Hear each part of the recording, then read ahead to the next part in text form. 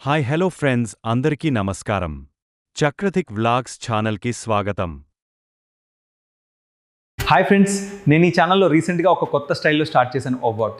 ఈ వీడియో మీకు ఎలా అనిపించింది? మీ ఫీడ్బ్యాక్ కామెంట్లో చెప్పండి. మీ సపోర్ట్ నాకు చాలా ఇంపార్టెంట్. నమస్కారం. ప్రపంచంలో ఎక్కడో వేల మైళ్ల దూరంలో జరిగే సంఘటనలు మన దైనందిన జీవితాన్ని ఎలా తలకిందులు చేయగలవో తెలుసా? అలాంటి ఒక తీవ్రమైన ప్రమాదంలోనే ఇప్పుడు మన దేశ ఇంధన సరఫరా గొలుసు చిక్కుకుంది.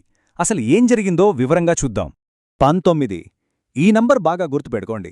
ఎందుకంటే భారతదేశం ఇప్పుడు ఎదుర్కొంటున్న అతిపెద్ద ఇంధన సంక్షోభానికి ఇదే కేంద్రబిందువు. అవును, మీరు విన్నది నిజమే. మన దేశానికి అత్యవసర ఇంధనాన్ని తీసుకురావలసిన 19 భారీ నౌకలు మధ్యప్రాచ్యంలో కదలకుండా నిలిచిపోయాయి. ఇది కేవలం ఒక సంఖ్య కాదు, మన ఆర్థిక వ్యవస్థ మీద, మన రోజువారీ జీవితం మీద నేరుగా ప్రభావం చూపే ఒక పెద్ద సవాల్.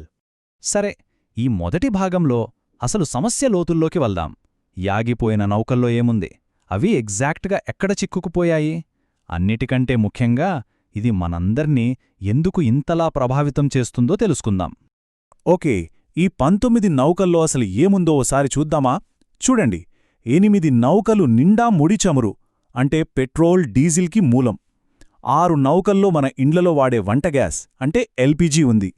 మరో 4 నౌకల్లో పరిశ్రమలకు ప్రాణమైన ఎల్ఎన్జీ ఉంది. ఇంకో నౌక ఎల్పీజీని లోడ్ చేసుకుంటోంది. ఆలోచించండి, ఇవి మన దగ్గరికి రాకపోతే మన బళ్ళు, మన ఫ్యాక్టరీలు, చివరికి మన వంటగదులు కూడా ఆగిపోతాయి కదా. అందుకే ఈ సరఫరాలో చిన్న అంతరాయం వచ్చినా దాని ప్రభావం చాలా పెద్దగా ఉంటుంది. ఈ నౌకలన్నీ ఆగిపోయింది ఎక్కడో తెలుసా? హార్మోజ్ జలసంధి అనే ఒక చోట. ఇది చాలా కీలకమైన ప్రదేశం. ప్రపంచంలో రవాణా అయ్యే మొత్తం చమురులో దాదాపు 5వ వంతు అంటే 20% ఈ చిన్న ఇరుకైన సముద్ర మార్గం గుండానే వెళ్ళాలి. అందుకే ఇక్కడ ఏ చిన్న గొడవ జరిగినా దాని ఎఫెక్ట్ ప్రపంచవ్యాప్తంగా పెట్రోల్, డీజిల్ ధరలపై వెంటనే పడుతుంది. అయితే అంతా బాగానే ఉన్నట్టుండి దిరీడనే ఈ నౌకలన్నీ ఎందుకు ఆగిపోయాయి? ఈ ప్రతిష్టంభనకు అసలు కారణమేంటి? దాని వెనుక ఉన్న కథేంటో ఇప్పుడు చూద్దాం. ఈ సంక్షోభం ఉన్నట్టుండి ఊడిపడలేదు. దీని వెనుక ఆ ప్రాంతంలో పెరిగిపోతున్న ఉద్రిక్తతలున్నాయి. ముఖ్యంగా 2 కీలకమైన దాడులు జరిగాయి. అవే ఈ పరిస్థితిని పూర్తిగా మార్చేశాయి. పరిస్థితిని ఇంత జటిలం చేసిన 2 సంఘటనలు ఇవిగోండి. ఒకవైపు కువైట్కి చెందిన అల్సల్మీ అనే ఒక పెద్ద ఆయిల్ ట్యాంకర్పై ఇరాన్ డ్రోన్తో దాడి చేసిందని ఆరోపణలు వేస్తున్నాయి. మరోవైపు ఇరాన్ ఏమంటోందంటే మానవతా సహాయంతో ఇండియాకి రావాల్సిన తమ పౌర విమానంపై అమెరికా, ఇజ్రాయెల్ కలిసి దాడి చేశాయని తీవ్రంగా ఆరోపిస్తోంది. చూశారా, ఈ ఆరోపణలు ప్రత్యారోపణలతో అక్కడ టెన్షన్ తారాస్థాయికి చేరిపోయింది.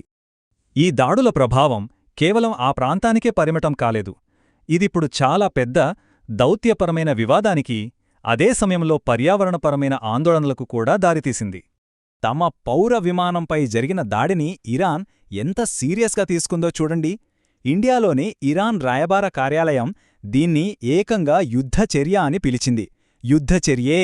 ఈ ఒక్క మాట చాలు అక్కడ పరిస్థితి ఎంత సీరియస్గా ఉందో అర్థం చేసుకోవడానికి. ఇరాన్ ఆరోపణలు చాలా స్ట్రాంగ్గా ఉన్నాయి. ఇది అమెరికా, ఇజ్రాయెల్ కావాలనే చేసిన ప్రత్యక్ష దాడి అని, అది కూడా ఒక మానవతా సహాయక విమానంపై దాడి చేయడం అంతర్జాతీయ చట్టాలను పూర్తిగా ఉల్లంఘించడమే అని వాదిస్తున్నారు. దీనిపై వెంటనే అంతర్జాతీయ విచారణ జరగాలని డిమాండ్ చేస్తున్నారు. అయితే గమనించాల్సిన విషయం ఏంటంటే ఈ ఆరోపణలపై అమెరికా ఇప్పటివరకు అధికారికంగా ఏమీ మాట్లాడలేదు. ఈ నిశ్శబ్దం వెనక అర్థమేంటి? ఈ దౌత్యపరమైన గొడవలు ఒక ఎత్తైతే మరో పెద్ద ప్రమాదం పొంచి ఉంది. దాడికి గురైన ఆ కువైట్ ట్యాంకర్ నుంచి ఒకవేళ గనక ఆయిల్ లీక్ అయితే, అది సముద్రంలోకి చిమ్మితే అది ఊహించడానికే భయంకరంగా ఉంది. అది ఒక పెను పర్యావరణ విపత్తుకు దారితీస్తుంది. ఇది పరిస్థితిని మరింత క్లిష్టంగా మారుస్తోంది. సరే, ఇంత సంక్లిష్టమైన పరిస్థితుల్లో భారతదేశం ఏం చేస్తోంది? మన ఇంధన సరఫరాను, మన నౌకలను సురక్షితంగా ఎలా బయటకు తీసుకురావాలి? ప్రభుత్వం ఎలాంటి చర్యలు తీసుకుంటోంది? భారతదేశం చాలా జాగ్రత్తగా, వ్యూహాత్మకంగా అడుగులు వేస్తోంది. మన మొదటి ప్రాధాన్యత మన జెండా ఉన్న నౌకలు, అందులో పనిచేస్తున్న మన సిబ్బంది భద్రత. వాళ్లు సేఫ్గా తిరిగి రావాలి. అధికారులు 24/7 పరిస్థితిని గమనిస్తున్నారు. అయితే ఒక మంచి వార్త కూడా ఉంది. ఇంత టెన్షన్ మధ్య కూడా 94,000 టన్నుల సరుకుతో, అంటే 2 భారీ ఎల్పీజీ ట్యాంకర్లతో సహా మొత్తం 8 భారత నౌకలిప్పటికీ ఆ జలసంధిని సురక్షితంగా దాటి మన దేశం వైపు వస్తున్నాయి. ఇది కాస్త ఊరటనిచ్చే విషయమే అయినా మిగిలిన నౌకల భద్రత ఇప్పటికీ పెద్ద ప్రశ్నార్థకమే. చివరగా ఈ సంఘటన మన ముందు ఒక పెద్ద ప్రశ్నను ఉంచుతోంది. ప్రపంచంలో ఒక కీలకమైన ఇంధన మార్గం ఇలా ప్రమాదంలో పడినప్పుడు ఒక ప్రాంతంలో జరిగే చిన్న ఘర్షణలు కూడా ప్రపంచ సరఫరా గొలుసులను ఎంత సులభంగా దెబ్బతీయగలవో కళ్ల ముందు చూపిస్తోంది.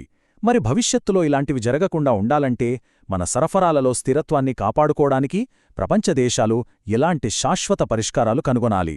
దీని గురించి ఆలోచించడం మనందరి బాధ్యత.